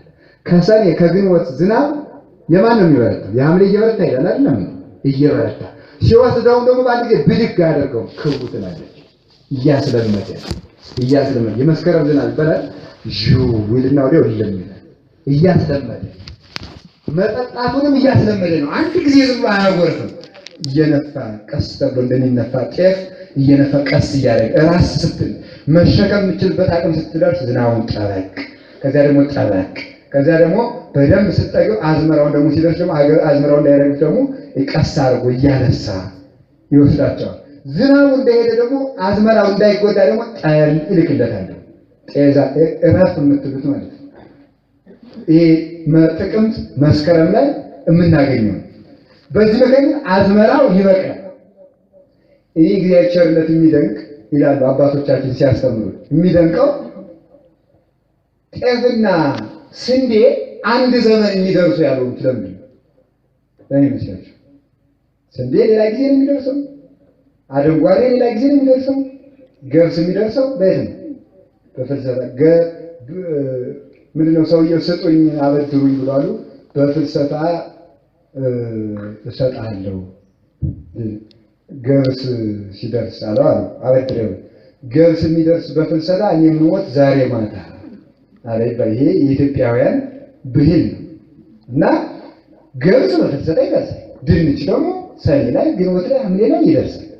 በቆሎ ደግሞ ያኛው ላይ ይደርሳል። ጎመን ደግሞ አሁን እናንተ ጎመን በጋ ሁሉ ስለምትበሉ አስቸጋሪ ነው ለእናንተ መንገድ። በጋ እስከ ክረምት የከተማ ሰው የሚያጣው ነገር የለም። ቅጠልም አያጣም። ገበሬ ግን በደረጃ ነው የሚኖረው። ድንች እስኪደርስ በጎመን ነው የሚቆየው። በጎመን ከቆይቶ ከድንች፣ በድንች ቆይቶ ከገብስ፣ በገብስ ቆይቶ ከበቆሎ እሸት። አሁን እኛ እኮ የምንቀማጠለው ያ ምስኪን ገበሬ እያደረገ በሚያቀርበው ምርት ነው። እኛ ግን ደግሞ ጥጋባችን እንጀራ ሲተርፍ መጸዳጃ ቤት የሚደፋ ሰውም ይኖራል። በጣም የሚገርም የሚያሳዝን ማለት ነው። ብንሰጠው ምን አለ ቢጸድቅ ተማሪ ቢማርበት ነገሩ ከተማ ጋር ለምን ተማሪ የለም ቀረው።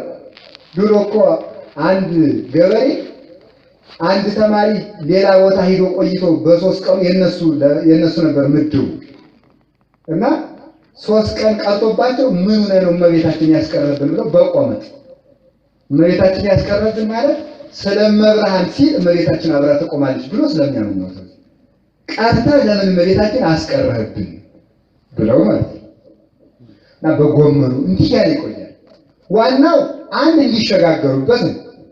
ሁለተኛው ግን ደግሞ የሚገርመው እግዚአብሔር አይመስለንም እንጂ ጽደቁ የሚል አምላክ ብቻ አይደለም። ምን መብላት እንዳለብን የምንበላው ምንድና እንዳናጣ የሚያስብ አምላክ ስለሆነ ስንዴውን እስከሚያጭድ ገብሱን እስከሚያጭድ ስንዴውን ከደረሰበት ሳይሰበስበው ቀርቶ እንዳይፈስበት የሚገርም አስደናቂ ከድንቅም በላይ የሆነ አምላክ ነው። ስንዴውን ገብሱን እስከሚያጭድ ስንዴው ቀስ እያለ ይጎመራል። ያን እስከሚያጭድ ደግሞ ጤፉ ቀስ ብሎ ይጎመራል። እንዲህ እያለ ያን ሰብስቦ ሲጨርሻኛውን ሰብስቦ ይበላል ማለት ነው። ለስጋችን እንዲህ ብሎ ማን ነገረው? ሳይንቲስቶች ሪሰርች ሰርተው ማን ነግሮት ነው? ስንዴ መድረስ ያለበት በዚህ ነው። እንትና መድረስ እነዚህ ሳይንቲስት የሚባሉት አንዳንድ ጊዜ ይገርመኛል። ስንዴ እንዲህ አይነት ዝናብ ይወዳል እናውቀው መስሎ፣ ገብስ እንዲህ አይነት ነው የሚወደው እናውቀው። መኑ ነገሮ ለእግዚአብሔር ዳዊት ይላል ለአምላኬ ለእግዚአብሔር ማን ነገረው? ውእቱ እግዚአብሔር ውእቱ ሰማዕኒ። ማን ይነግረዋል? ራሱ አውቆ ሰጠኝ እንጂ። እስኪ ትንሽ አይን ስጠኝ ብሎ ትንሽ አይን ያዛል? ረጅም አድርገኝ ብሎ ረጅም የሆነ የለም። አጭር አድርገኝ ብሎ አጭር የሆነ የለም። ቀይ አድርገኝ ብሎ ቀይ፣ ጥቁር አድርገኝ ብሎ ጥቁር የሆነ ራሱ አውቆ ሰጥ፣ ራሱ አውቆ ይመግባል። እንዲህ ነው እግዚአብሔር የሚጠብቀው። ዝናማቱን እንዲህ ያዘንባቸዋል። እነዚህ ዝናማት ሲዘንቡ ለሰው ልጅ 5 ነገሮች ይሰጡታል። ስንት ነገሮች ይሰጡታል? ሰው በጣም እየደከመው ነው። በእርግጥ ብዙ ጊዜ ሲያዳምጥ ቅርጹን ይቀይራል አይደል? ቅርጹን ይቀይራል። እንደዚህ ብሎ የነበረው ቅርጹን ይቀይራል። እና ቅርጻችሁን ሳትቀይሩ እኔ ላቁመው መስል ከቃሉ ጋር ናችሁ። እግዚአብሔር ከሁላችን ጋር ይሁን። ቅርጻችሁ በጣም እየተለዋወጠ እያየሁት ነው። እሺ ቅርጻችን መንፈሳዊ ያደርግልን እግዚአብሔር። እና ምንድነው ለማሳጠር ዝኔ ነፋሱ እነዚህ ነፋሳት አራቱ የምን ነፋሳት ናቸው? የምን አልኳቸው? የምህረት ናቸው። እነዚህ ሲነፍሱ ለሰው ልጅ 5 ነገሮች ይደረጉለታል። የመጀመሪያው ጠል ነው። ምንድነው አልኳቸው? ጠል። ከዚያ ደግሞ ቀጥሎ ዝናብ። ከዚያ ቀጥሎ በረከት ይሰጣል።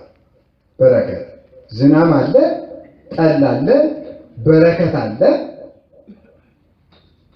በረከት ህይወት አለ። ምን አለ? ፈውስ አለ። ህይወት ቅድም የዘመረችውን አይደለም፣ ትምህርት ነው። እሺ ፈውስ አለ።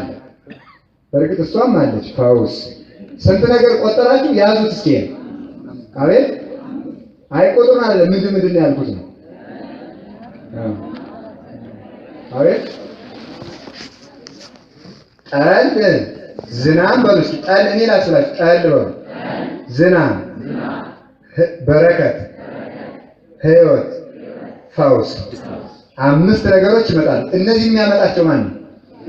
አቤት እነዚህን የሚያመጣቸው ግን የሚታዘዘው ፍጥረት ማን ነው? ነፋስ አይደል እንዴ? ነፋስ እነዚህን ጭኖ ይመጣል ማለት ነው። ጠል የሚባለው ይሄ መሬት እንደ ጤዛ ያለው ማለት ነው፣ የሚያረሰርስ ማለት ነው። ዝናብ በረከት የሚባለው ደግሞ እህል በርክቶ እህል ኃይል ኑሮት እንዲመገብ ማድረግ ነው። በቁሙ ነው። መንፈሳዊ ትርጉሙ ነግራችሁ የእህል ኃይል የሚባላል። የምን ኃይል አልኳችሁ? የእህል ምንድን ታውቃላችሁ? የእህል ኃይል ምንድን ነው? የአየር ኃይል ታውቃላችሁ? የእህል ኃይል የባህር ኃይል እና ይባላል። የእህል ኃይል ታውቃላችሁ? የእህል ኃይል አለ። የእህል ኃይል ምንድን ነው? ትንሽ ተበልቶ መጥቅ፣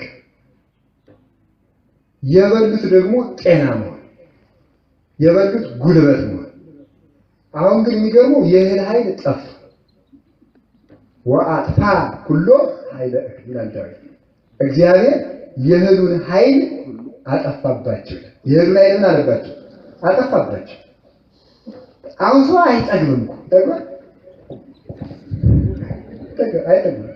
ሆቴል ገብቶ እንጀራ ያዝዝም ስባት አቡነ ብሎ ወደ ስባት የሚያስልክ ጠቅልሎ እዚህ በኖህ ዘመን ይወርድ የነበረው በረዶ ጉልቻ ያነበው እንደዚያ ማለት እንደዚያ አይጣ ላይ ደርሶ አሁን እንዲህ ቀስ አድርጎ ቢቆርስም የሚጠግብ አይመስለው። እንደው ሲሰበስበው ደስ ነው እንደዚህ። በእርግጥ የአጎራረስ ትዕቢትም አለ። ትዝርትና ትዕቢት የሚባሉ ነገሮች አሉ። ትዝርትና ምን አልኳችሁ?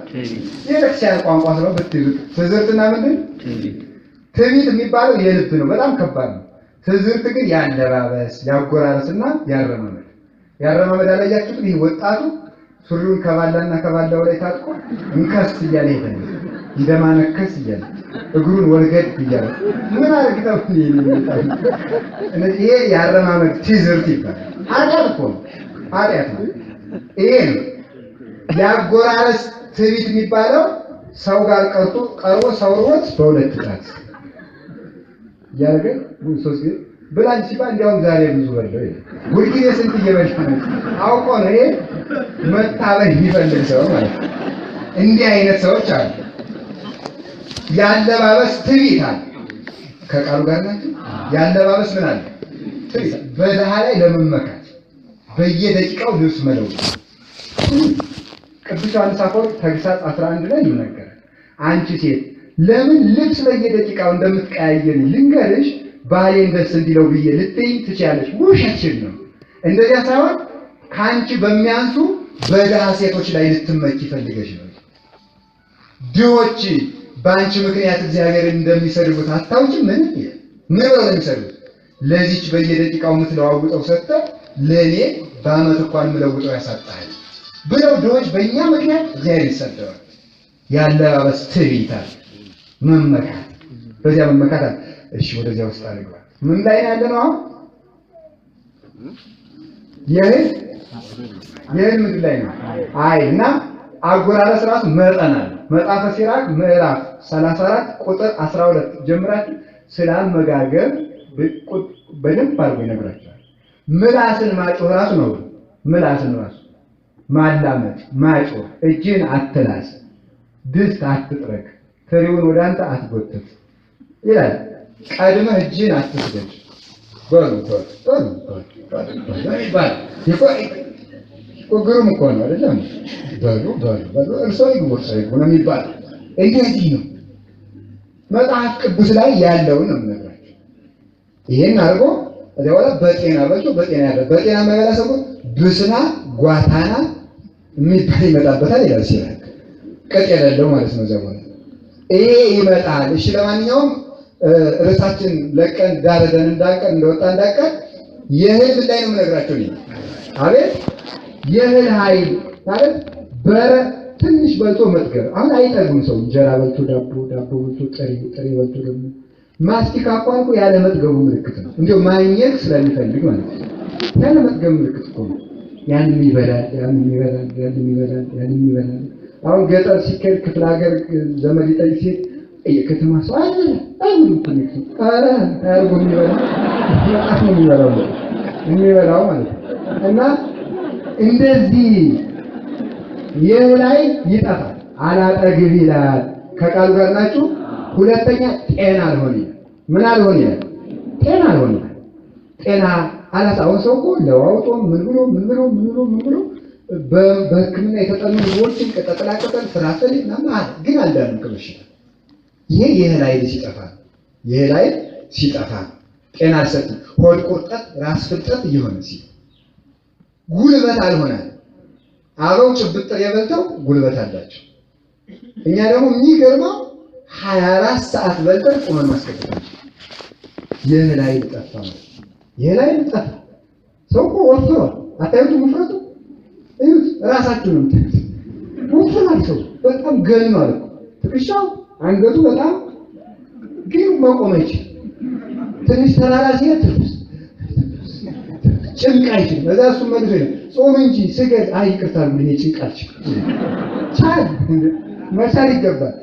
የዚህ ጭንቅ አልችልም ብለን የሲኦል ጭንቅ ይሻለናል። የሲኦል ጭንቅ ይሻለናል። ስለዚህ መለማመድ እግዚአብሔር ኃይሉ ስጠን፣ ለእህሉም ኃይል ስጥ ማለት ይገባል። ኃይል ያለው እህል የሚበቅለው እህል መብቀሉና መታፈሱና የሰው በነፍስ ወከፍ ይባላል። ይሄ የሪፖርት ቋንቋ ማለት ነው። በነፍስ ወከፍ ሰው ጎርሶ ማደሩ የብልጽግና ምልክት ነው። እህሉ ኃይል አለው ወይ? የሚበላው ጤና ሆነው ወይ? ጉልበት ሆነው ወይ? 3 ስግደት እንኳን መስገድ አይችልም። እስከ 6 ሰዓት ከሞሉ 20 ጉዳይ 10 ጉዳይ 5 ጉዳይ እስከዚያ ማንጃው እስከሚጣጣ ቢታን የሚጾም ኃይል አለ። ተረዳፉ ኃይል እያጠመጥ አሁን ለምንም ነገር ኃይል የሌለው ሰው እንደ ሙዝ ሆነ። ሙዝ አሁን ለፀሐይ ቀን ስንቅ አይሆንም፣ ይፈርጣል። እንደዚያ ነው የሆነው። አሁን ሰው በቃ ለጭንቅ ቀን የሚሆን ክርስቲያን እየጠፋ ነው። እግዚአብሔር ለጭንቅ ቀን ክርስቲያን ያድርገን ሁላችን። ይሄ የእህል ኃይል በረከት ይባላል። እግዚአብሔር ሲባርከው ይበረክታል። እንዲህ ያለ የምሕረት ዝናብ አምጥቶ እህሉን ሁሉ ኃይል ይስጥልን። እግዚአብሔር ጤና ነው። ሰው ጤና ካለው ማገልገል ይችላል። በእውነት ነው። እና ይሄ ነው በረከት። ጠል ብለን አይደለም ዝናብ። ከዛ በረከት ብለን ህይወት አለ። ሰው በህይወት እንዲኖር ነፋሱ ጤና እንዲኖረው አዝሪቱ ጤና ሲኖራቸው ሰው ጤና ይኖራል። የሚያሸተው ነገር ጤና ኑሮት በጤና ይኖራል ማለት ነው። ፈውስ የሚባለው አንድ ገበሬ ራሱን ይላል። አንዳንድ ቀን እንዲህ በጋ ላይ አቧራ አስነስቶ እንደ ጭጋግ ሆኖ ሰሞኑን ጉንፋን ሊመጣ ነው ገበሬ ማለት ነው። አጓጉል ዝናብ ምን ያመጣል? ጉንፋን ያመጣል። መልካም ዝናብ ደግሞ ሲዘንብ ምን ይሆናል? ፈውስ ይደረጋል። እግዚአብሔር እነዚህን ያዝንምልን። የማዕቶቹ ግን መንፈሳዊ ትርጉማቸውን እናያቸዋለን። የማዕቶቹ 8 ናቸው። 8ቱ ደግሞ ሲነፍሱ ደግሞ ምን ይመጣል? 4ቱ ያበቀሉትን የሚያጠፋ ነገር ይመጣል። 4ቱ ምን ይመጣል መሰላችሁ? ይብሰት ይመጣል። መጀመሪያ ምን ይባላል? ድርቅ፣ ሐሩር፣ ዋዕይ ማለት ምን ማለት ነው? ግዕዝ ነው። እሺ ሌላ ቋንቋ እንደመስላችሁ። ዋዕይ ማንኛውም ቋንቋ ነው ለነገሩ። ዋዕይ ሐሩር ቃጠሎ ማለት ቃጠሎ እሱ አለ እሱ ይመጣል። ሁለተኛ ደግሞ ከዚህ ቀጥሎ የሚመጣው ምንድነው? አናኩ ይመጣል። አንበጣ ይመጣል። አንበጣ ታውቃላችሁ አይደል? እሺ አንበጣ። ከዛ ደግሞ አናኩኩባ ተምች። እንዲህ አይነት የትል ርጋፊ የሆነ በልቶ የማይጠግብ ትል ይረግፋል ማለት ነው። ድምሳሴ ይመጣል። የበቀለው ሁሉ ዋግ መጥቶት ምች መጥቶት ሳያፈራ እንዲቀር ማለት ነው። እነዚህ አምስቱ ይመጣሉ። እነዚህን ግን እግዚአብሔር አያምጣብን። ምሳሌነታቸውን እና መንፈስ ወዳልኳቸው ነገሮች ተብሎ ልጨርሳቸው። ምሳሌነታቸው ምንድነው? አራቱ የምሕረት ነፋሳት የተባሉት አራቱ ወንጌላውያን ናቸው። አራቱ የምሕረት ነፋሳት የተባሉት ለማን ናቸው? አራቱ ምንድን ናቸው? ወንጌላውያን። እግዚአብሔር ምሕረቱን የገለጠባት ወንጌል ዝናብ ትባላለች። አራቱ የምሕረት ነፋሳት እነሱ ናቸው። ጠል የተባለ ትምህርት ነው። ጠል የተባለ ምንድነው? ትምህርት ከድርቀት የሚያድን የአእምሮ ድርቀት አለ። ሰው ዝም ብሎ ደርቆ ለምንም ነገር በጎ የማይወጣው ማለት ነው። አስታርቅ ቢሉት በጎ አይወጣው፣ አስተያየት ስጥ ቢሉት በጎ አይወጣው። እንዲሁ እኮ ነው። እውነቴን ልንገራችሁ፣ መንፈሳውያን ብትሆኑና መንፈሳዊ እውቀት ቢሆናችሁ ለነፍስ ብቻ አይደለም፣ ስብሰባ ላይ እንኳን የምትናገሩት ነገር በጨው የተቀመመ ነው። ቤተክርስቲያን በምድርም በሰማይ ነው የምታጠፋው። አይምሯችን አሁን ደረቅ ነው። ሰው እኮ የሚናገር ቀልዱ ሁሉ እኮ አይጥምም። የምሪድ ሊቃውንቱ የተማሩ ቀልዳቸው እንኳን ወንጌል እኮ ቀልዳቸው ራሱ እኔ መናፍቃን ፓስተሮቹ የሚሰብኩት ስብከቱ አይደለም። ስብከቱ ከሌላው ይቅርና አሁን ለምሳሌ አንዲት ባለግዕዝ እናት አይነ ስውር ናቸው። እሜቴ ገላነሽ ይሄን ቅኔ ፈተላክልኝ ብለው ላኩ። እሳቸው አይነ ስውር ናቸው። እውር ዘአቆሮ መኑ ይፈተው ቅኔ ሲያታቸው እውር ያሰረውን ማን ሲያፈው አቅቶኛል ማለት ነው። እንዴ መልሳቸውን ግን አያስደንቅም? የአባቶቻችን ይሄ ሁሉ አሁን ሰው ንግግሩ ይህ ስብሰባ ላይ ተናገር ቢሉት አያምርበትም። ዝም የቃላት ድግግሞች ሰምታችሁ አታውቁም? እንዲህ የሚለውን ሐሳብ እንዲህ ከሚል እንድምታ ልንረዳው ይገባል። ምንድነው እንድምታ? እንድምታ ምንድነው? እንድምታ ማለት ምንድነው? አንድምታ ቢሆን የቤተክርስቲያን ያስኩ ተብሎ ተበድሮ እንድምታ የሚባል ቃል የለም በአማርኛ። አንድምታ ነው ሰው የሚናገረው በየቦታው እግዚአብሔር በየቦታው ነው የሚያጠፋው። እኔ ቤተክርስቲያን ለነፍስ ብቻ አይደል ለስጋችን ሁሉ ታጥመናል። ይብሰት አይምሮ የምንናገረው እንኳን ነገር ሰው እንኳን የታመመ ልንጠይቅለ ደረቆች ስለሆን ሰውየውን ቁስል የሚያለመልም ቃል አይወጣም። ሂደን አይዞህ እግዚአብሔር ለሰው የማይጠቅም መከራ አያመጣም ትድናለህ ማለት ሲገባ አንተስ ዝም ብለህ ነው እንጂ በጊዜው ሐኪም ቤት ብትሄድ ድርቅ አይወጣውም ሰው ማለት ነው። ድርቀት ነው። የትም ቦታ እቤቱም በጎ አይወጣው፣ ለልጆቹ በጎ አይወጣው፣ ለሚስቱ በጎ አይወጣው፣ ለባሉ በጎ አይወጣው፣ ለቤተክርስቲያን በጎ አይወጣው። ድርቀት አይኖር የእውቀት ችግር ማለት ነው። ይህንና ከዛ ደግሞ ሲያረግ እንደፈለገ ድርቅ ሆኖ አይምሮ ድርቅ መጥቶ መጠጥ ብቻ ሲያረጥበው ኖሮ መጨረሻ ላይ ሲመጣ የደንቆሮ አምላክ ማለት ነው። አረ ያኔ ደንቆሮ አምላክ አይደለም እንዴ? ጥበብን ሰጥቶ የጠቢባን አምላክ ነው እግዚአብሔር። ይሄን በደንብ ማወቅ ይገባል። ድርቀት አለ። የምናምነው እምነት ጠንቅቀን አለማወቅ ማወቅ ይጠበቅበታል። ክርስቲያን አለማወቅ እንኳን በራሱ ኃጢአት ነው። ደግሞ ላለማወቁ ደግሞ ሰው የሚያለብሰው ካባ አለ። ምንድነው ካባ? እንዲህ የሚል ካባ ምን የሚል ነው? አይ ገብቶሃል አይደል? አውቀህ ከሚፈረድብህ አታውቅ ይሻላል። አረ ዘይት ብልጠት አያውቅም። ለምን ሳታውቅ ቀረህም ብሎ ነው ይፈርሳል። ማወቅ ይገባል። የምንማርበት ጊዜ ሊኖረን ይገባል። ወለእለሰ አልቦሙ ሐዳት ይወድቁ ከመቆስ አላል ሰሎሞን ምንድነው የሚለው? መምህር የሌላቸው ሰዎች እንደ ቅጠል ሲረግፉ ይኖራሉ። መምህር ሊኖረን ይገባል። ቃል እግዚአብሔር ይሄ ነው። ጠል እና ጠል የሚሆን ትምህርት እግዚአብሔር አያሳጣም።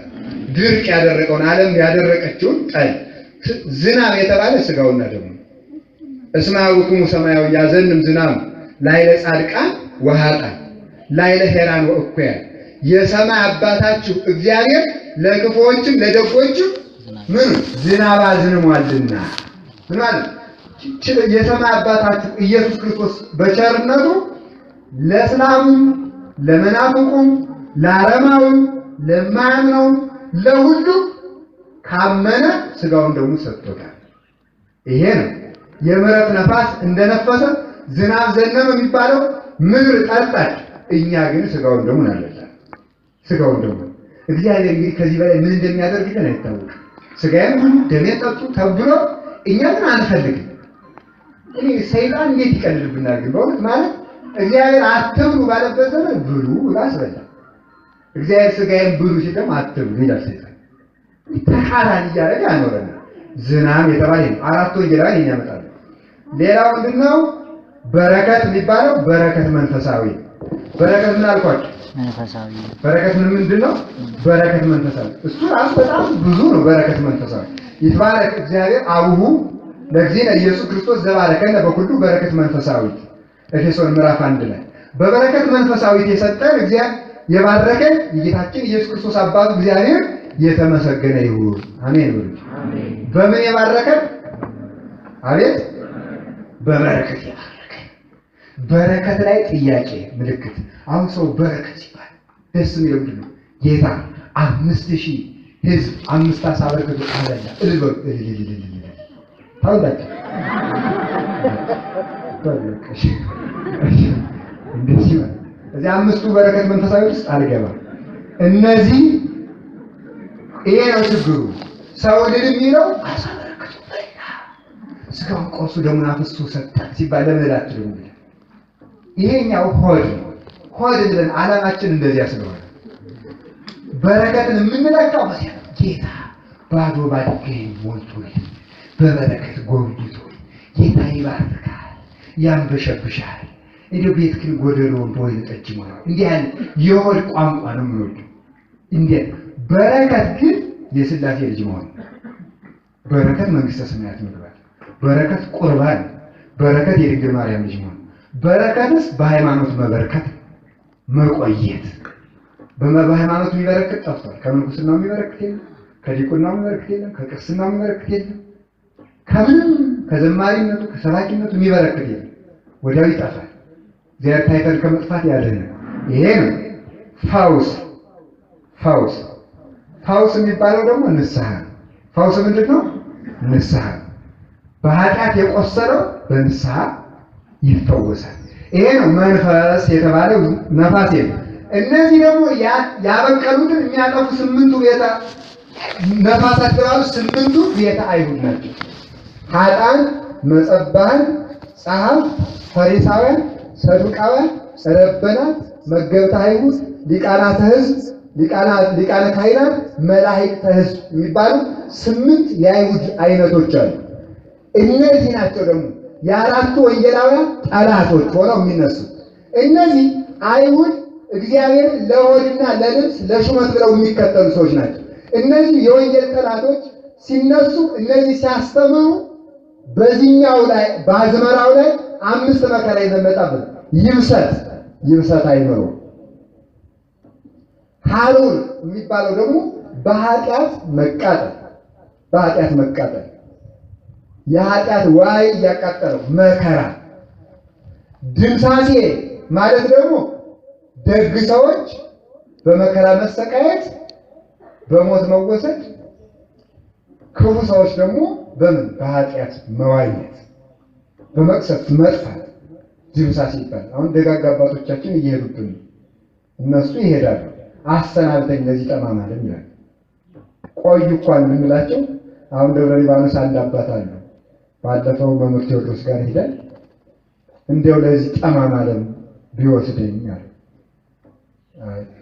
አባታችን አባት ያስፈልገናል እኮ ቢቆዩልን ከ90 ዓመት በላይ ናቸው እንግዲህ እድሜያቸውን በትክክል ላዛበው ይችላል። በኋላ ይነግሯቸዋል። እሳቸው ቢቆዩልን አባታችን እናንተ ቆዩለታል።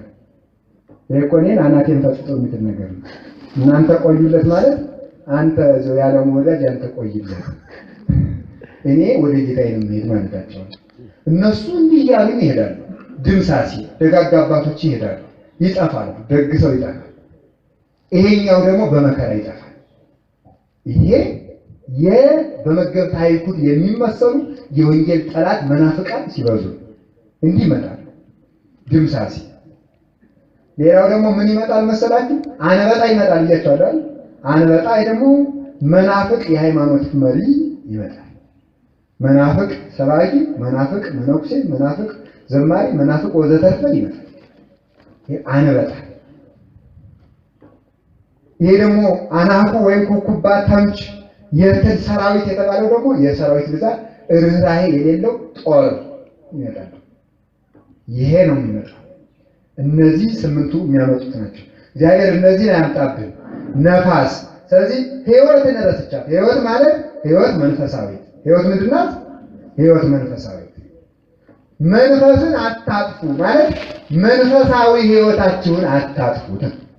መንፈሳዊውን ምናችን አታጥፉት። አቤት ሰው ሁለት ነፍስ አለው። ስንት ነፍስ አለው?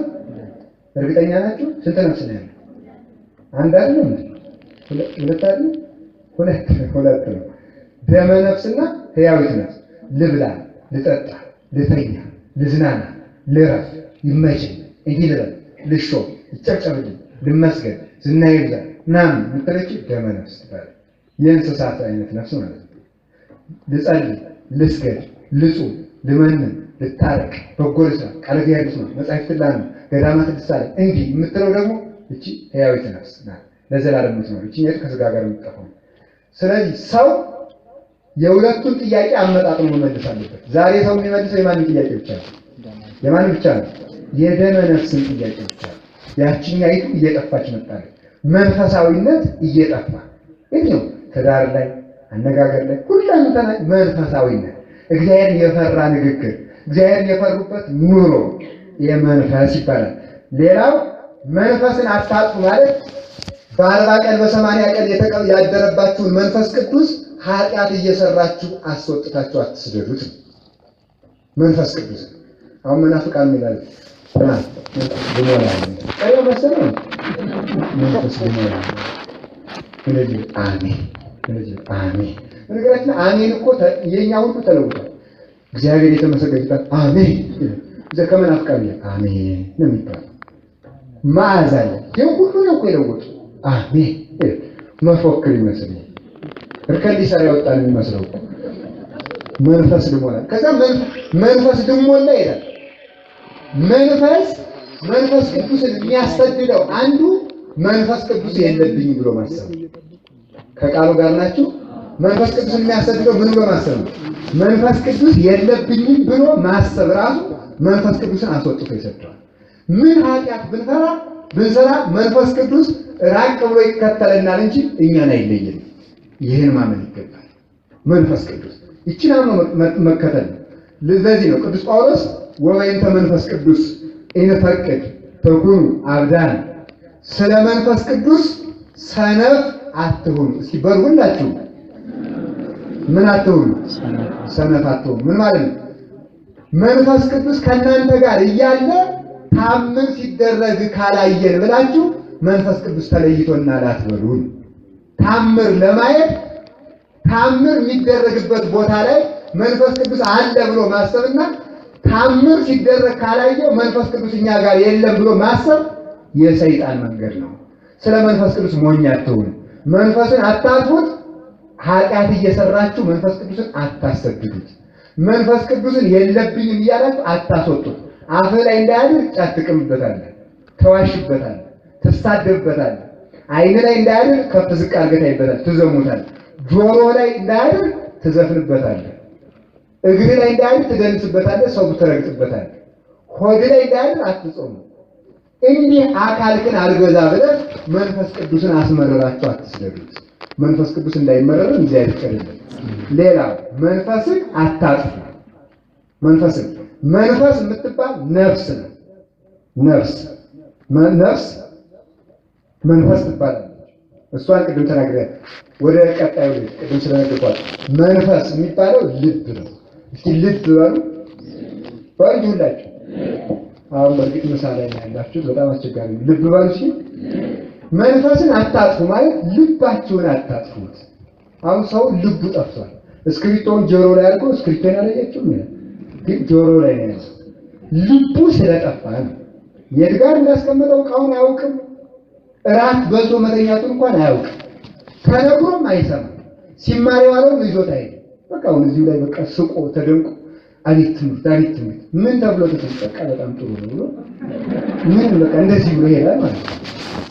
መንፈስን ልባችሁን አታጥፉት። ከቃሉ ጋር ናችሁ።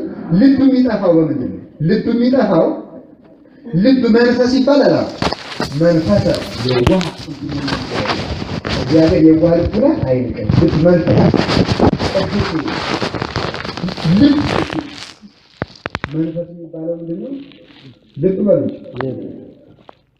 ሰው የሚያስበው በምንድን ነው? በልብ አይደል? ልብ ደም የሚረጨው ያስባል።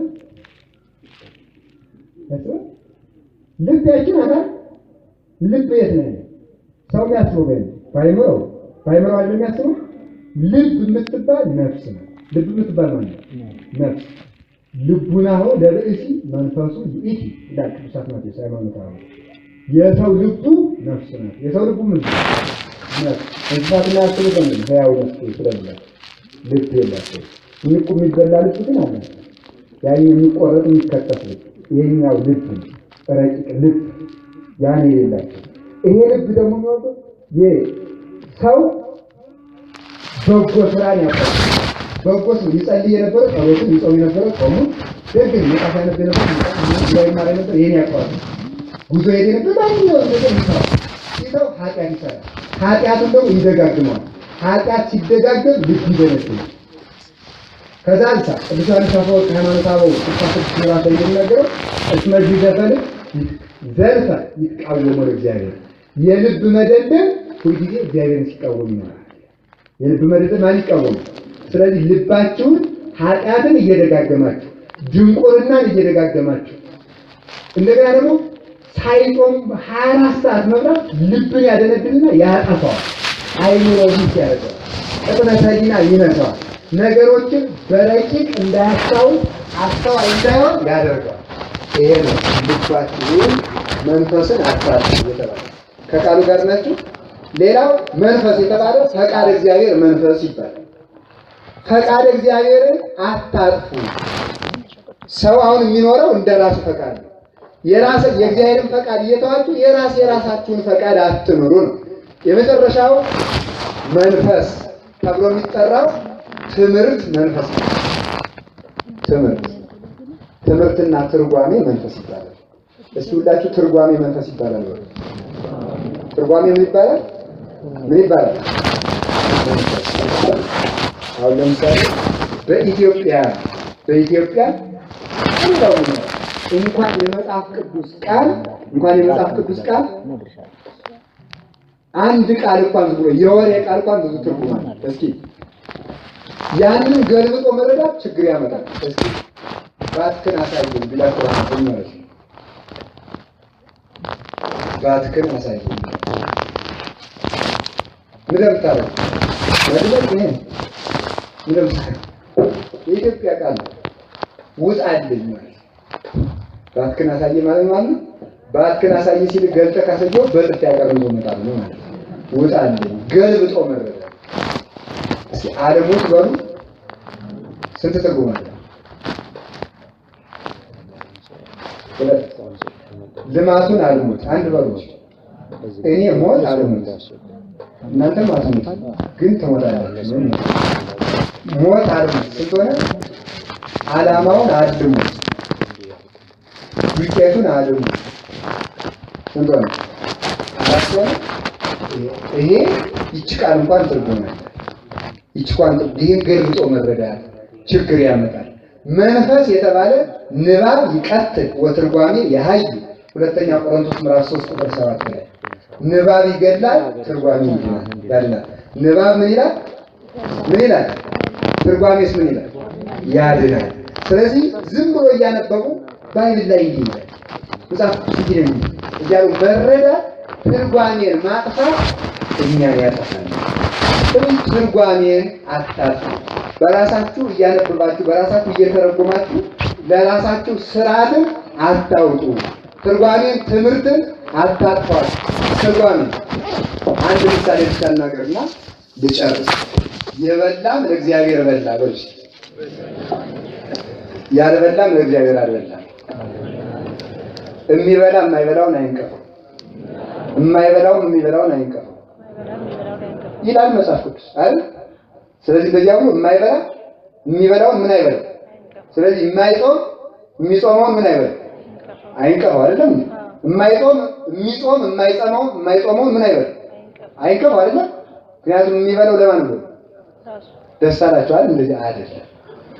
ይሄ መንፈስን ማጥፋት ማለት እንደዚህ አድርጎ መረዳት ምንድነው ታዲያ? የሚበላ የማይበላ ለእግዚአብሔር ብሎ የሚበላ እና ለእግዚአብሔር ብሎ ምንድን ነው ያቀረቡለት? አይደል? ለእግዚአብሔር ብሎ የማይበላ ለእግዚአብሔር ሁለት ትርጉም ነው። አንድ መንፈሳዊ ትርጉም አንዷን ትርጉም ብቻ ልንገራችሁ። ለእግዚአብሔር ብለው የማይበሉ የሚባሉት አንበላም አንጠጣም ብለው ምን ነው የተቀመጡት አበው ናቸው። ቅጠል የሚሸመጥጡት መጀመሪያ በቀን አንድ ጊዜ በከፊል ህብስት ቁራሽ እንጀራ ብቻ እየቀመሱ የሚኖሩት ለእግዚአብሔር የማይበሉት ለማን ብለው? ምክንያቱም የሚራቡ ምንድናቸው ብሏል ጌታ ራሱ። የሚራቡ ምንድናቸው? ለማን ብለው ነው የሚራቡት? ለእግዚአብሔር ብለው ነው። እሺ ለእግዚአብሔር ብለው የሚበሉት እነማን ናቸው? ለእግዚአብሔር ብለው የሚበሉት ደግሞ ለእግዚአብሔር ብለው የማይበሉትን ለመጦር በቀን 2 ጊዜ የሚበሉ ደግሞ ወጣኔ መነኮሳት አሉ። ገበሬ መነኮሳት ነው። 2 ጊዜ ይበላሉ፣ ያርሳሉ። የሚያርሱት እነማንን ለመጦር? ለእግዚአብሔር ብለው የማይበሉትን አረጋውያን ለመጦር። ለእግዚአብሔር ብለው እናንተ ለምሳሌ ዓለም ውስጥ ትኖራላችሁ አይደል? አትበሉ? ትበላላችሁ አይደል? ቁርስ ከዛስ ማለዳ ተነስቶ ቅዱስ ነበር። አሁን ቁርስ ነው እና ትበላለች። ቁርስ፣ ምሳ፣ እራት። ቁርስ መጽሐፍ ቅዱስ ላይ የለም። እሺ ምሳና እራት አለ እና መጽሐፍ ቅዱስ ማነው ይሄ ትበላላችሁ። እየበላችሁ ደግሞ ለእግዚአብሔር ብለው ገዳም ላይ ባሏቸውን የተቀመጠዋል። እናንተ እጁስ እየበላችሁ ትዳር ይዛችሁ እየጠጣችሁ ትኖራላችሁ። እኔም ዓለም ውስጥ ነው ያለሁት እንግዲህ ለአገልግሎት ማለት ነው። እዚህ እየኖሩ ገዳም ላይ ለሚጎዱት ማቅረብ ለማን ብሎ መብላት ይባላል? ለማን ብሎ መብላት ይባላል? ለምክንያቱም ለዚያ ለማቅረብ ቤተክርስቲያንን ለመስራት ገዳማትን ለመስራት ጉባኤ ቤቶችን ለመስራት ስራ ያስፈልጋል። ለመስራት ምግብ ያስፈልጋል። ለእግዚአብሔር ብሎ መብላት ያለ ለእግዚአብሔር ብለው የማይበሉት ለእግዚአብሔር ብለው የሚበሉትን በጸሎት ይጠብቃሉ። ለእግዚአብሔር ብለው የሚበሉት ደግሞ ለእግዚአብሔር ብለው የማይበሉትን ያለቻቸውን ቁሳቁስ በማቅረብ ይረዳሉ። ሁላችንም ተያይዘን ገነት እንገባለን ማለት ነው። ተያይዘን ለመጽደቅ ያብቃን። በእውነቱ ለዝሙት መብላት ለዱላ መብላት አለ ፑሻፕ እየሰራ ቴኳንዶ ምናምን 24 ሰዓት ይበላል። ለእግዚአብሔር ብሎ መብላት እና እንዲህ አይነት ትርጓሜ ሊኖረው ሲገባ ለመብል መተርጎም ጥፋት ነው። መንፈስን አታስቡ። እግዚአብሔር ይስጥልኝ።